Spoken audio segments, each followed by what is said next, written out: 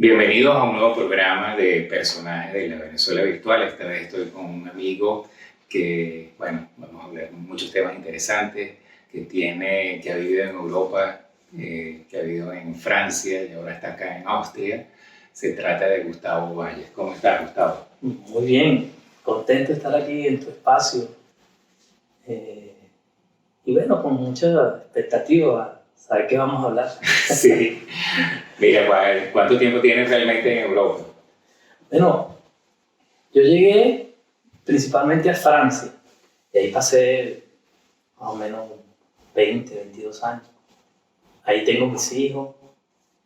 Desde ahí comenzó mi carrera, si se puede decir, internacional.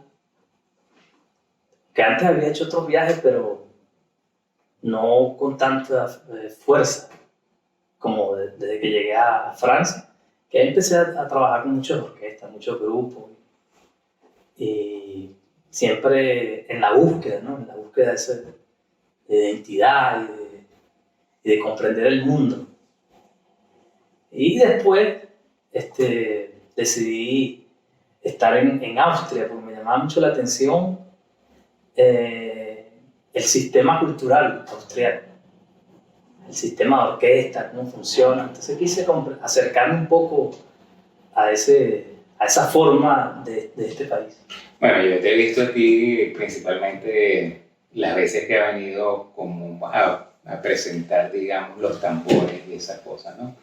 Ahora explícanos, tú, además de los tambores, ¿a qué otra cosa te has dedicado con respecto a la música? Bueno, la música para mí es como la excusa. En realidad, cuando ya yo tenía la edad de decidir qué iba a hacer, yo estaba entre ser deportista o dedicarme a la música, ¿no? Y yo buscaba entre otras profesiones y decía, pero es que no hay una que me llame la atención o que yo vea que yo pueda aportar algo.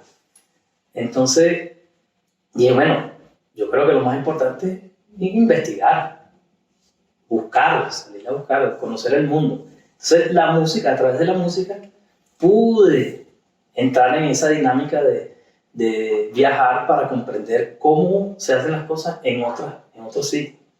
Y eso me ayudó muchísimo. Pero tú en esa época que te iniciaste como músico, ya existía el sistema de orquesta. ¿Cómo te iniciaste como músico? Bueno, cuando yo tomé la decisión de dedicarme a la música, porque yo toco mi primer concierto, yo tenía 6 años. Ahorita tengo 53. Entonces, yo tocaba, pero yo tocaba en la orquesta de mi hermano y tocaba en otras orquestas del barrio de donde yo vengo, que es La Pastora, uno de los sitios más antiguos de Caracas. Y yo tocaba con muchas orquestas desde niño, pero yo hacía eso casi que por tradición, porque mis hermanos tocaban y yo también tocaba.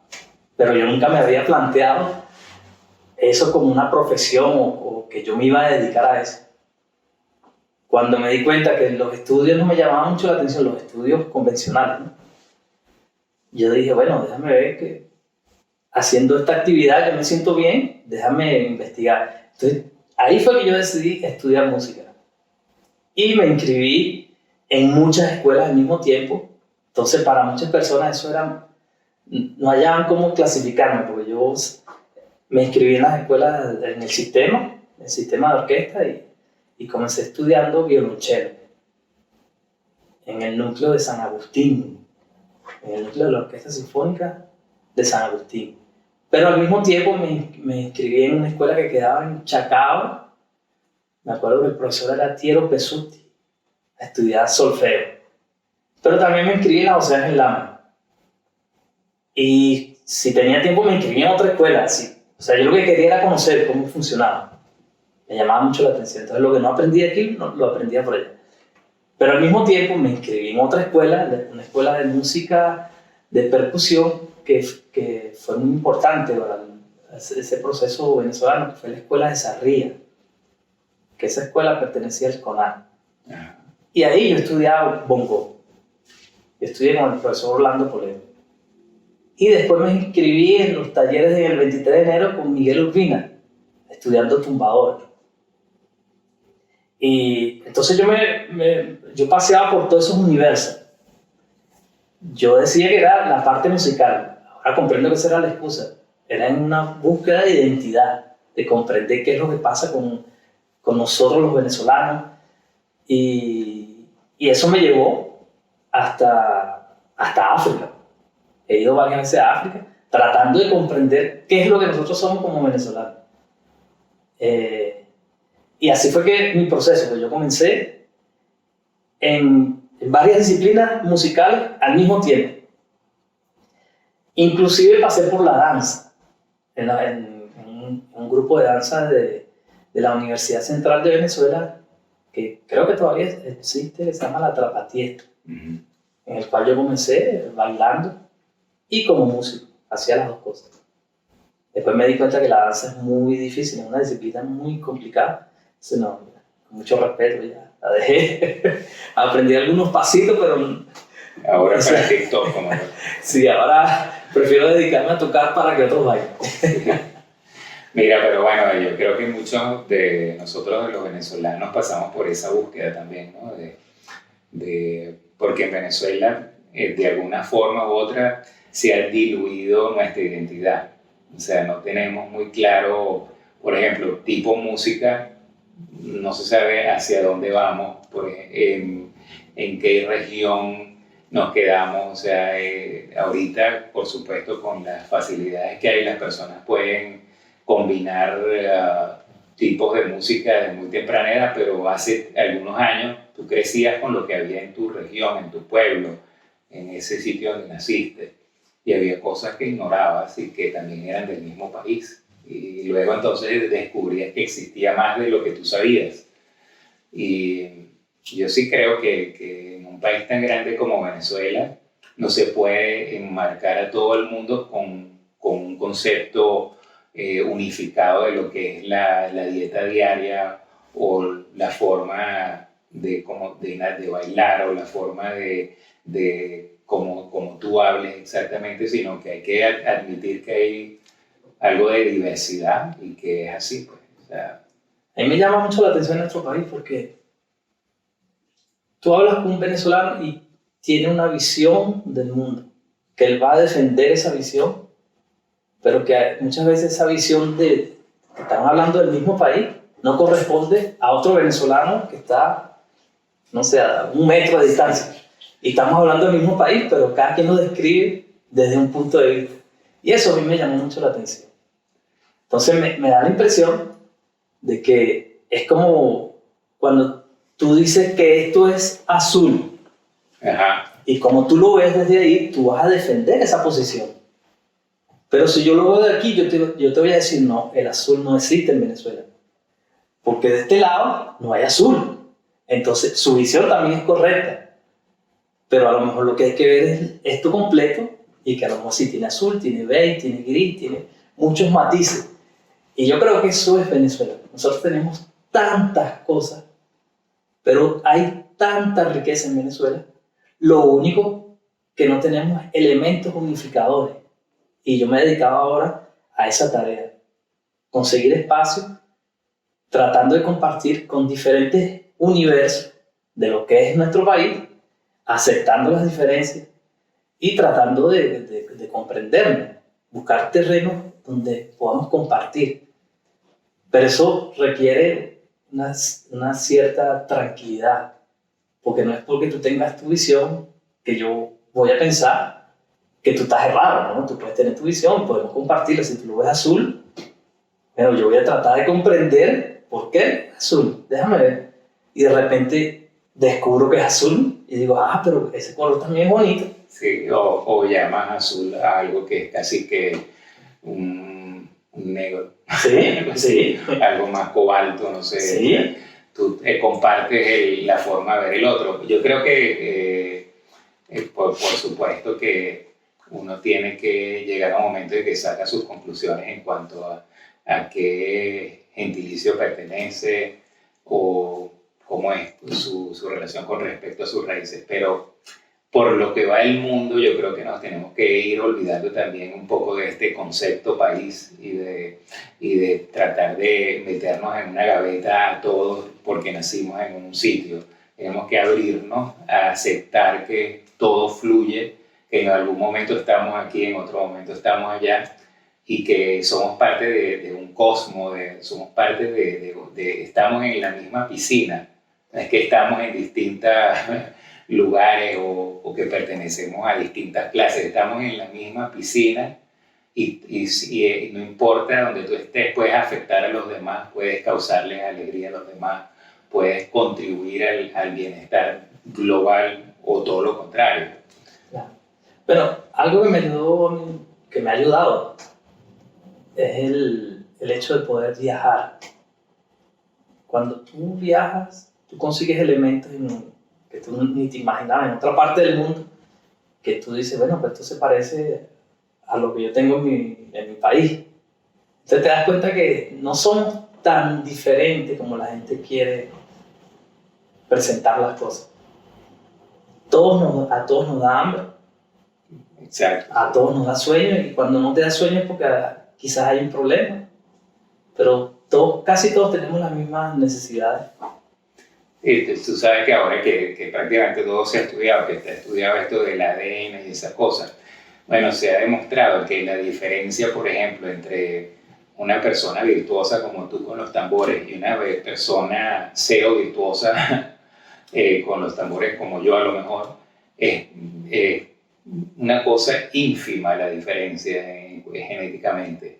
O sea, no hay casi que ninguna diferencia entre un ser humano y el otro, y a veces uno diría, bueno, pero es que él tiene unas cualidades que le permiten ser un atleta, o le tiene unas cualidades que le permiten cantar, o tiene unas cualidades que lo hacen un genio del piano, pero muchas de esas cosas tienen que ver con un poquito de genética, pero también con una especie de, digamos, de tiempo que se le haya dedicado, una especie de tener foco hacia algo. Una vez que el ser humano focaliza algo, lo magnifica, le ve todas las distintas costuras que tiene y se da cuenta de muchas cosas, y de ahí puede construir cosas. O sea, en tu caso, me doy cuenta que te has focalizado en esa parte de la música y sin embargo te ha abierto caminos a otras interpretaciones más humanas, más sociológicas. O sea, te ha sido como la excusa, como tú dices, ¿no? Sí, sí, sí. Bueno, a veces el ser músico es un poquito difícil, sobre todo las cosas que uno hace. Y a veces la pobreza espiritual de los seres humanos me ha hecho pensar que quizás yo me puedo dedicar a otra profesión.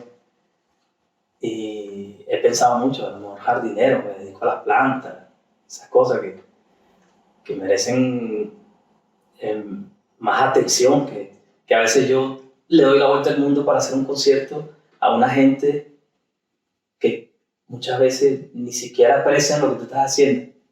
Entonces he perdido ese amor por lo humano, que poco a poco he tenido que hacer un trabajo espiritual para bajar eso y decir, no, espérate, poco a poco, tampoco la cosa es así, porque esa rebeldía tampoco es buena. Pero muchas veces he pensado ser jardinero, dedicarme, no sé, a proteger las abejas, que tienen una función más importante que la que pueda tener uno. No sé, tú sabes que el idioma de la música, yo siempre he creído que existe un idioma natural, o sea, por muchas razones. Por ejemplo, tú tienes que, en muchas culturas se le dice a la mamá o al papá parecido, a pesar de que son distantes, pero si tú te pones a analizar, todos los bebés en algún momento le dicen algo a la mamá o algo al papá, le ponen un nombre, y eso se parece en muchos idiomas, muchas culturas. Y así tú te das cuenta que hay cosas en común. Entonces yo digo, a lo mejor tenemos un lenguaje natural, o sea, como a lo mejor los animales tienen un lenguaje natural que no tiene nada que ver con que si están en este país o en el otro país, sino ese es su lenguaje natural. Seguramente nosotros tenemos un lenguaje natural.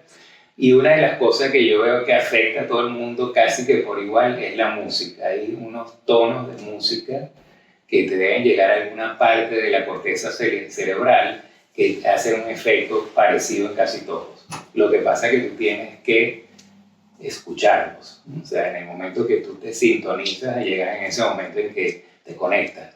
Hay gente que ya no se conecta porque es que en este mundo tenemos en demasía muchísimas cosas. Por ejemplo, una de las cosas que tenemos en demasía hoy en día es música, ¿no? Entonces ya el ser humano pues le pasa por encima de la música. Yo me imagino que hace un siglo, escuchar un sonido así armónico en una esquina, tú salías, abrías la ventana y querías ir a averiguar qué es eso, o a ver la orquesta, pero hoy en día está como que donde quieras. Donde quieras, sí. Sí. Y a lo mejor eso te elimina la parte esta de la apreciación, no sé, consciente. Sí. Pero hay gente que colecciona música así también, o sea, que la aprecia, que la escucha, ¿no? Sí, bueno, yo todavía soy de esa vieja guardia que no logro dejar la tradición de comprar el disco con la foto del disco. Ya eso es la historia. Ya ni siquiera los nuevos equipos de sonido tienen para colocar un disco. Entonces hay una evolución que nos está afectando como músicos y que, bueno, los músicos siempre consiguen la forma de adaptarse, pero que en estos tiempos es difícil. Sí, bueno, yo diría que hay cuestiones que son como de sobrevivencia, que son necesarios de tener inmediatamente. Y hay otros que no son tan obvios como la música o la pintura, esas cosas, ¿no? Entonces, en momentos de crisis, quizás la gente deja a un lado las cuestiones estas, tipo música, pintura, y se dedican al otro y no se dan cuenta que lo otro sería siempre mucho mejor mientras lo acompañes con el complemento del espíritu, entre lo que lo acompañe con eso que es intangible, pero que te produce bienestar y que te permite tener energía para continuar buscando lo esencial, la comida. Sí. No es tan fácil darse cuenta de eso porque estás en crisis. Sí. Pero yo sigo así. Yo las producciones que he hecho las he costeado yo. Y veo que inviertes dinero, pero que es un dinero que tú no vas a recuperar. Necesitas tener el objeto, pero que ese objeto no como antes que tú lograbas por lo menos recuperar una parte de la inversión, ¿no? Ya eso se perdió. Casi siempre tú tienes que tener eso como una carta de visita. Tú le dices a la gente, mira, esto es lo que estoy haciendo, muchas veces no lo escuchan, pero si no lo tienes, entonces te falta algo a la hora de hablar con la gente. Pero ya antes yo hacía una parte del beneficio económico, era las grabaciones, te llamaban a orquesta para, no, necesito tu servicio, tú llegabas y hacías tu trabajo y por eso tenías un pago. Ya eso se perdió. Pero si formas parte de un ensamble o de una orquesta, te tienen que pagar, pero ya no es como antes. No, ya casi no, ni pagan. Te dicen, mira, vamos a hacer un nuevo proyecto, necesito que grabes en el disco, que estés ahí, pero ya no hay presupuesto para eso. Porque es el mismo músico que está asumiendo esa responsabilidad. Entonces, bueno, si tú quieres participar en ese proyecto, tienes que colaborar con el proyecto. Y bueno, y uno lo acepta porque forma parte de esa nueva etapa de la música. Y estas plataformas nuevas son posibles, el Spotify. No, eso lo que hacen es... Todos tienen que pasar por ahí, pero tú no tienes ningún beneficio de eso. Y el beneficio es muy poco. Yo no sé a dónde va para ese dinero, pero lo que sí estoy seguro es que no cae en el bolsillo de los músicos. Bueno, yo pienso que hay épocas y seguramente hoy en día tú pues tienes la competencia del ser humano con las máquinas estas de mezclar y de generar sonido y todas esas cosas. Pero la música genuina, la música hecha en casa, como digamos, la hecha por un ser humano siempre tendrá un toque especial, ¿no? Claro, claro. Sí. Eso no tiene precio. Mira, Pero lamentándolo mucho de lo condiciona la creación musical es el hecho de que tú tienes algún beneficio de eso, ¿no? Te puedes dedicar a ese proyecto. Que ahora la gente está pensando, invierte su tiempo en otras cosas, lamentándolo mucho, la parte económica cuenta mucho, entonces se pierde esa parte creativa, porque tú no vas a hacer un disco, invertir tiempo, dinero, cuando después de ese tiempo tú no vas a percibir nada. Entonces la gente está en ese proceso de siempre de supervivencia, que eso es lo que está afectando la parte artística. Bueno, o sea que en general yo creo que eso está ocurriendo para todas las profesiones, porque ahora, o sea, lo que tú estudies para una carrera prácticamente se vuelve obsoleto muy rápido en muchísimas de las profesiones, ¿no? La tecnología, la forma de hacer las cosas va cambiando de una forma galopante. Entonces, o tú lo demuestras con un portafolio de tus habilidades, o nadie te lo cree, porque si tú dijiste, bueno, yo me gradué hace 15 años de tal cosa, ya se sabe que ese conocimiento, gran parte, no es lo que están buscando en el mercado. Porque hace 15 años, o sea, la cosa se hacía de otra forma. Entonces, lo que se está buscando es algo que tú tienes que demostrar, o con referencia de algún trabajo tangible que la gente pueda decir, yo conozco esa empresa o conozco tal cosa, o tú tienes que tener un CD prácticamente también con tu portafolio, o sea, con un video o una forma de representarte que sea más, que demuestre que sí puedes, o sea, referencias concretas. Claro, o sea, porque no es suficiente el título, ahora lo que puedas haber hecho, nada. Todo eso es historia. Por eso tienes que mantenerte estudiando, haciendo certificaciones, demostrando que todavía puedes. En muchos países, cada rato te piden que te certifiques otra vez. ¡Wow! La cosa no está fácil. No está fácil. Mira, pues hacemos una demostración un poquito de lo que tú tocas. ¿Qué trajiste? Bueno, primero te traje los discos, ¿no? Para que tengas un pequeño presente. Estas son 3, tengo 4, pero aquí te traje 3. Ay, qué belleza. Entonces... Mira, bueno, sonidos del Orinoco, contrastes, y esto se llama tradición. Tradición. Me encanta, muchas gracias.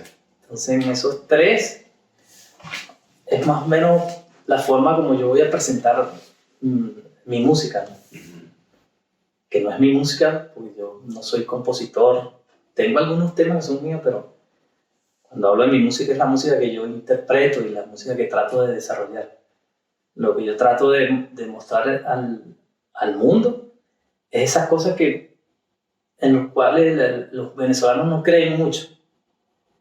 Por ejemplo, yo trato en el jazz, si me dan la oportunidad, porque hay muchos grupos que no me lo permiten, pero mientras me lo permita, yo voy a incluir instrumentos de nuestra cultura venezolana para dar a conocer un poco la riqueza de nuestro país. Entonces, por eso yo toco el kitiplá, toco el culepuya, toco muchos instrumentos de la cultura venezolana. Que, bueno, no soy el mejor representante de eso, pero, por ejemplo, en Europa hay pocas personas que se han dedicado a ese trabajo. Porque simplemente hay muchos que no conocen, otros que no creen en eso, y no piensan que esa riqueza puede estar en cualquier escenario del mundo. Entonces, yo decidí hacer uno tradicional, otro que trate de mezclar los diferentes universos de la música venezolana, y otro que trate de ir hacia el universo del jazz. Porque el jazz es un estilo de música que ha dado la libertad, que ha dado que ha dejado las puertas abiertas para que otras culturas puedan sumarse a eso. Y por eso es un estilo de música que siempre está en evolución. Entonces, bueno, es decir, esa es mi filosofía, ¿verdad? Ahorita. Bueno, excelente. Sabes que te comenté eso y que hice ese programa para la radio sobre el jazz. Ajá. Y que también pienso eso, que el jazz es integrador. Sí. Es uno de estos ritmos que realmente nos une inmediatamente con todo lo que son los continentes, se unen en el jazz, ¿no? Sí. Quizás es un género que cuando se creó no pasó por la parte de la reflexión. Por ejemplo, no fue un compendio, un grupo de personas que decidieron vamos a hacer una música de este estilo, sino que se creó y el único término que pudieron conseguir para hablar de ese estilo de música, todos lo asocian a la libertad. Cuando te dice que es jazz, bueno, todo el mundo va a tratar de conseguir la esencia de la palabra, pero después llegan a la conclusión que no, el jazz lo que es la libertad. Entonces, como es la libertad, dejó las puertas abiertas a muchas cosas. Y por eso el jazz, ahorita en los festivales de jazz, tú puedes escuchar cualquier tipo de música. Exacto, o sea, y es como la comunicación total. Sí. O sea, porque tiene gente que a lo mejor hablan y no se pueden comunicar entre sí, pero en el jazz hacen un jam ahí que está la mezcla total y se nota, la frecuencia se une, ¿no? Yo estoy en plena contradicción porque yo me catalogo un músico tradicional, de la música tradicional. Eso es lo que me gusta. Pero estoy haciendo todos los festivales de jazz del mundo. Buenísimo. Entonces, hay muchos que hablan del jazz, pero tienen las referencias de lo que pasó en cierta época en los Estados Unidos y ciertas formas de jazz, que para aquellos que son puristas dicen, no, eso es el jazz, tú lo que haces es otra cosa. Está bien. Tengo más de 15 años tocando en todos los festivales de jazz del mundo. Entonces, ¿cómo me van a catalogar a mí de música tradicional? No he participado en un festival de música tradicional desde hace más de 20 años.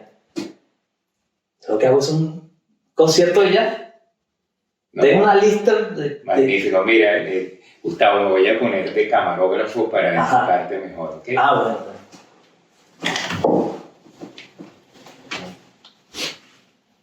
Dentro de los instrumentos tradicionales de Venezuela y de Colombia, te voy a hablar de la maraca.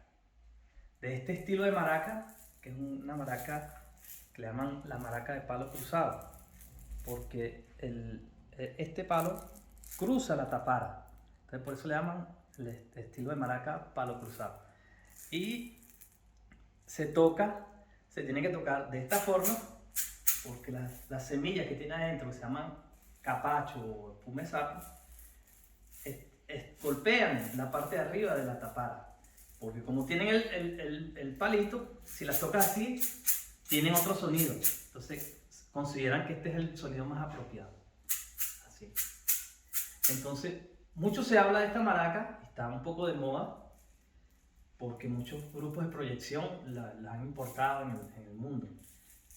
Poco se habla de este estilo de maraca en lo tradicional. Este es un instrumento que es el instrumento esencial para la ceremonia de los indígenas. Es un instrumento sagrado. Poco se conoce de eso. Más se conoce de la música llanera o de otro estilo de música, que es la salsa, por ejemplo, que es donde tocan maracas, pero que son hechas con cuero. Entonces yo decidí estudiar ese instrumento, primero porque es muy práctico para viajar, lo metes en el bolso y ya. Y segundo porque la riqueza que tiene, la riqueza musical, es impresionante. Entonces voy a hacer una pequeña demostración dejando claro que yo estoy comenzando con este instrumento, que ahí el nivel de evolución de este instrumento es impresionante. Y los que ejecutan este instrumento, por ejemplo, uno de mis profesores, Coromoto Martínez, es una persona que ha grabado tantos discos que es impresionante que una persona tan joven pueda haber grabado tantos discos y que no tiene ningún reconocimiento de nadie. Entonces, bueno,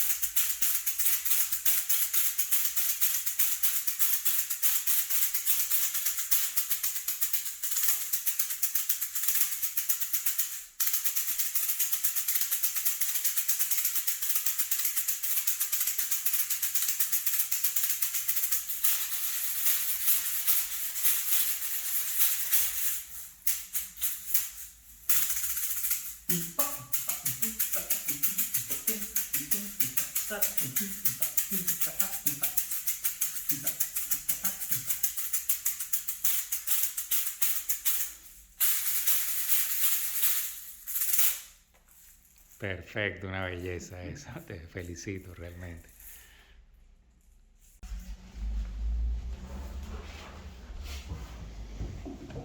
Te lo hice aquí, con los venezolanos que están aquí. Mira, Gustavo, bueno, excelente esa forma de tocar la maraca, realmente increíble lo que haces. Dice que estás empezando, pero se escucha bastante bien. Mira, bueno, pues aquí digamos que en Viena pues hay, digamos, una cultura, diría yo, un poco más clásica con respecto a la música, hay mucho más de lo clásico, pero sin embargo hay también nichos de cultura exótica, pongámoslo así, también hay la parte esta del jazz, ¿no? Entonces, bueno, comparado con, no sé cómo es comparado con Francia, con París, en Francia hay más de lo exótico, más influencia de, no sé, de Argelia o cómo lo sientes. Bueno, Francia, por su condición de ser uno de los países que ha estado y que está presente en muchas partes del planeta, ellos tienen personas que llegan de cualquier parte del mundo para estar en Francia, porque ellos no han olvidado sus colonias. Entonces, si te manejas en el universo de la música de Martinica, Guadalupe, ya ahí tú tienes una visión de lo que puede ser Francia. Pero si estás con la parte de la otra parte, de la Reunión, Mayotte, ya es otra Francia. Y si estás con la gente de Guyana, eso es otra Francia. Entonces, es como el problema que tenemos en Venezuela. Francia lo tiene multiplicado por 1000, porque ellos no han soltado esas colonias. Entonces, personas que vienen de Argelia, pero que nacieron en Francia, con padres de Argelia, ellos tienen una cultura que está cercana a África, pero nacieron en Francia. Entonces, ¿cómo resuelves tú esa ecuación? Porque conocen cómo se manejan las cosas en su país, pero también tienen lo del otro país y el otro continente. Entonces, hay una riqueza y hay una variedad en Francia, que eso fue lo que me llamó la atención. Para comprender el mundo, es más fácil pasar por Francia y dedicarse a abrir un poco los ojos y comprender las diferentes culturas de cualquier parte del mundo, que todos llegan a Francia con un ideal de lo que es la cultura francesa, y después se dan cuenta que es muy variada, es muy compleja. Entonces, eso yo lo he visto en Francia. En Estados Unidos lo hay, pero es más por sectores. Es más la parte de los negros, los latinos, de los que hablan inglés. Los sectores están más... Hay más gueto. Sí, hay más gueto. En Francia es tan variado y hay gente de tantas partes. Pero tú crees que, por ejemplo, no sé, pensando en alto, a lo mejor el gueto se origina cuando hay digamos, la barrera del idioma. A lo mejor en Francia, como tú vienes de las colonias, me imagino, bueno, que tendrás algún acento distinto en tu francés, pero ya entras así con la carta de aval de que tienes el idioma y estás de té a té.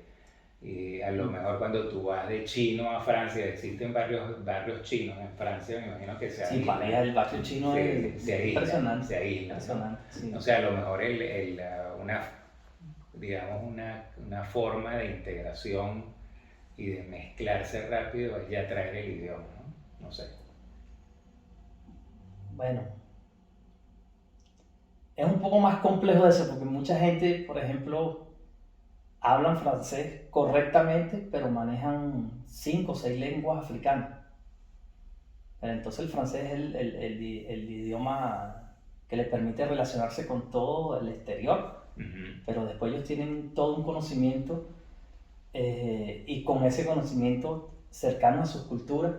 Entonces, eso es Francia. Hay muchas cosas que en otros países yo no lo sentía. Aquí en Austria también siento que hay otras, es un país muy mezclado, pero no es tan evidente, no es tan... Está diluido. Sí, es más como... no es tanta diferencia, como puedes ver. Pero lo que me llamó la atención de estar en Austria es acercarme a lo que es el vals, la tradición de vals. Porque parte de la cultura venezolana tiene elementos del vals.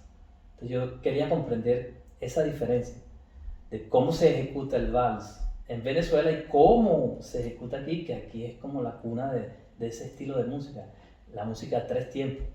Entonces uno de los elementos que puedo decir que nos diferencia un poco es cómo llegó allá en cuanto a los acentos. Aquí cuando tú vas a bailar el vals, yo he visto que el acento no lo hace como lo hace uno que 1, 2, 3, 1, 2, 3. Aquí lo hace 1, 2, 3, 1, 2, 3, 1, 2, 3. Y eso es un detalle que quizás para muchos es insignificante, pero para mí es como la revelación. Porque veo como un estilo de música llegó a nosotros lo adaptamos a nuestra forma, le metimos las maracas, cambiamos los acentos y se crearon varios estilos muy fuertes venezolanos. Pero si lo analizas musicalmente, hay muchos que se escriben igual, a 3 tiempos. Pero lo que cambia es el acento. Pam, tan. Nosotros hacemos pam o tan, tan, tan, tan. Entonces, esa es la riqueza que me llama la atención aquí. Sí, bueno, es increíble. Tú sabes que bueno, yo soy hijo de una señora que estaría cumpliendo ahorita en octubre 100 años. Nacida en 1921 y mi madre no bailaba salsa. O sea, cuando nosotros hicimos nuestros pininos uno siempre hace los pininos con su mamá pues, para bailar. Ella bailaba, era vals, era andina y tenía su brincadito del vals andino. Ajá, fíjate. Que tú sabes que también es un poco distinto a cómo se baila aquí. Pero, es decir, lo que decíamos en nuestra conversación, las personas en la vida pues se van adaptando también a otros sistemas que les va llegando en su vida, pero originalmente tienen a lo mejor un sistema de cultura que es distinto al que está en otra parte del país. Claro. Y obviamente en Venezuela eso es así. Gracias a Dios también hay ahorita permeabilidad entre las distintas regiones, pero todavía hay también la parte regional, digamos, que se nota, ¿no? ¿Qué podrías decir tú, por ejemplo, del caso de la gaita? Bueno,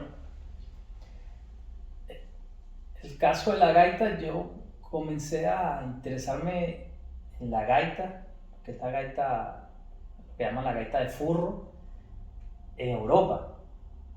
Porque estando en Venezuela, tocar con grupos de gaitas significaba estar en ambientes donde se consume mucho alcohol, ambientes donde hay 20 músicos. Entonces, para trabajar en grupos de gaita era muy difícil. Entonces, también esa diferencia cultural que existe con los zulianos y cuando tú vienes en Caracas, hay como una especie de barrera que no permite que uno aborde ese tipo de música con tranquilidad. Y también porque no es una música para bailar, es un tipo de música que es por el periodo decembrino, que generalmente ahora lo están haciendo más bailable, lo están adaptando, pero tradicionalmente no es una música para bailar. Entonces es una música a 6 tiempos. Entonces, bueno, uno tiene un pasito, tiene un paso para adelante, otro para atrás, pero a nivel de danza no era tan atractivo, no es tan atractivo. Entonces no me interesaba mucho en aquella época. Ahora me doy cuenta que hay una riqueza armónica, los cantantes zulianos tienen un potencial impresionante. Generalmente tienen unas letras y melodías que son muy lindas. Pero eso yo comencé a apreciarlo después, no estando ahí en mi país. Pero ahora me gusta, ahora me fascina. Y es difícil porque ellos tocan una charrasca que y tú lo has encontrado en otras partes del mundo, esa mezcla del furruco. El furruco sí, el furruco es ese instrumento que existe hasta en Cuba, lo he visto en varias partes de África. Bueno, en Brasil hay un instrumento que se parece, no es igual, pero tiene el mismo sistema, que es un instrumento que uno frota, que es la cuica, que lo tocan, pero no el palito que uno frota no está al exterior, sino al interior. Eso existe en Brasil. Ese es un instrumento genial, un instrumento que, imagínate, el que inventó eso tiene una genialidad, cómo sacar un sonido con una varita y frotando. Sí. Pero ese es el furruco zuliano, porque también está el furruco de la parranda, que ese le he estudiado un poco más, que la parranda de Barlovento, que también utiliza un furruco, pero lo utilizan con un trapo mojado. Y tú lo agarras y suena igualito. No, es increíble. Bueno, yo sí tuve contacto con la gaita, pero como para ir a las fiestas, por supuesto, decembrinas y eso, ¿no? Y me he dado cuenta que hay un proceso de jazzificación de la gaita también, ¿no? Que yo pienso que ha ocurrido en muchísimos de los ritmos latinoamericanos. Hay como un crossover entre el jazz y muchísimos ritmos porque se han adquirido instrumentos que a lo mejor no eran los típicos, ¿no? Que la vida moderna lo permite también, que las personas pues tengan, por ejemplo, un keyboard que lo integran para cualquier cosa y esas cosas. Ajá. Entonces, no sé si es para bien o para mal, pero eso está ocurriendo y seguirá ocurriendo. Sí, eso es parte de la evolución. Con tal de que no se pierdan los elementos esenciales, yo estoy de acuerdo. Y también que muchos músicos venezolanos se han instalado en los Estados Unidos para hacer sus estudios de música. Entonces toda esa influencia de toda esa armonía del jazz y toda esa forma de ver la música ha llegado a nuestro país. Entonces, bueno, en cierto modo hay una riqueza armónica que quizás antes no existía. No me atrevería a afirmar eso, pero lo que sí puedo afirmar es que esa influencia de esos artistas que han viajado a los Estados Unidos han traído toda esa riqueza armónica, toda esa riqueza que tú lo puedes conseguir en el jazz. Ahora tú lo consigues en la música. Sí, bueno, yo no sé cómo, a ciencia cierta, cómo eran los bailes de salón en la época de la colonia en Venezuela, pero con seguridad no tenían seguramente los elementos que existen hoy en día, tipo, digamos, percusión, salsa, este tipo de cosas, sino era más bien quizás tipo europeo.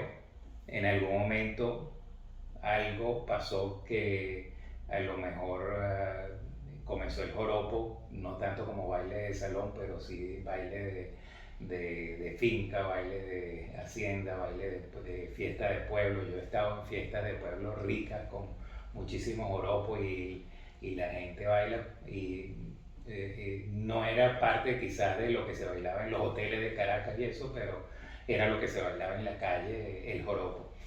Y ahora pienso yo desde quizás cuando yo era joven empezó a estar esto de que tú bailabas tambores.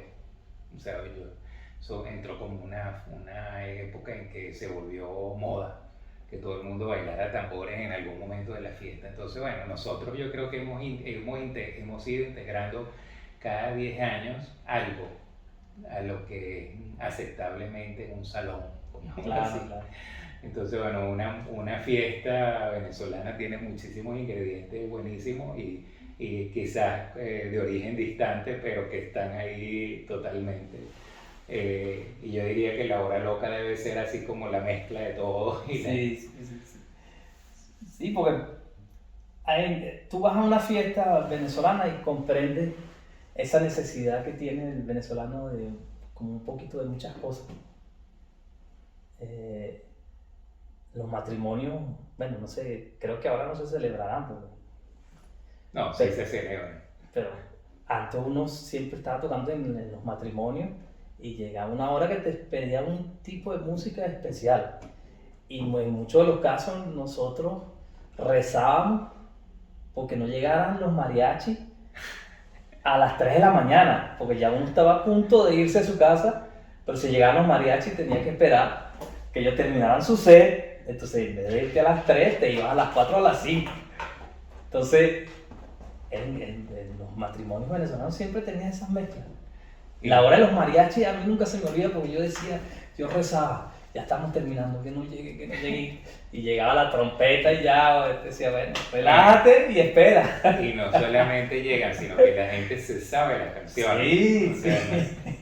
ahí yo creo, no sé si cómo será en otros países, pero el venezolano tiene incursiones en distintos géneros, increíble como si fuera de esos países. O sea, sí. El canto de los mariachis a la cierta hora con tus traguitos, eso es como si estuvieras en México. Sí, la gente se alegra y brincan y bueno, si no está ese elemento, faltó algo en la fiesta. Bueno, y por supuesto también nosotros tenemos gusto por el rock y por todo lo que es música en inglés y lo que se llamaba en mi época música moderna y ahora pues hay de todo, ¿no? Mira, bueno, yo a todas las personas que las entrevisto, que tenemos esta conversación, les pido que al final dejen un mensaje que sirva como de guía o que sea un eslogan, que sea algo que sea como un regalo de la persona para los que escuchan esto, para que se lo lleven una vez que escuchen el programa. Bueno, te pido que dejen un mensaje. Más que un mensaje es como un deseo profundo, ¿no? De que tratemos de un poco de aferrarnos al camino del bien, a las cosas de calidad, buenas, de dejar nuestras diferencias, sean las que sean, políticas o las que sean, sino tratar de descubrir que todas las personas tenemos algo positivo y tratar de más bien resaltar esas cosas positivas que tenemos como seres humanos y tratar de ir por el camino del entendimiento, del respeto mutuo, de la amistad, rescatar esos valores de la amistad, de la bondad. Yo creo que es necesario en estos momentos.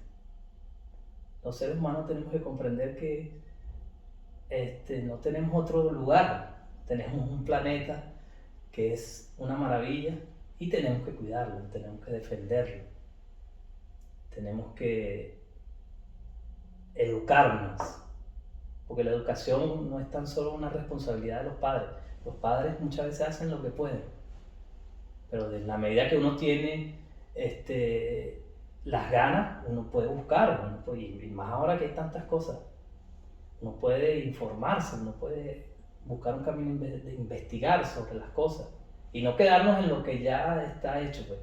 Es muy fácil criticar lo que se ha hecho, más difícil es hacer. Entonces mi mensaje, eso es lo que yo propongo es, vamos a hacer cosas positivas, cosas buenas, de calidad, en el área que sea, con quien sea, pero buscar aferrarnos a la calidad, a las cosas buenas, al buen trato, a la educación, tratar de cultivarnos como seres humanos.